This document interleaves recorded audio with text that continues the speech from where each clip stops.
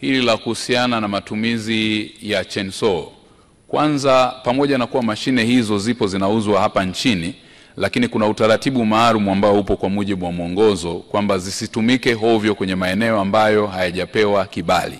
Na matumizi yote ya chainsaw si tu kwa Kilimanjaro, lakini nitoe kwa nchi nzima maelekezo kupitia ofisi ya makamu wa rais, muungano na mazingira. Ni marufuku kwa mtu yoyote kutumia mashine ya chainsaw bila kuwa na kibali halali kutoka kwenye mamlaka zilizopo kwenye maeneo hayo na hasa halmashauri.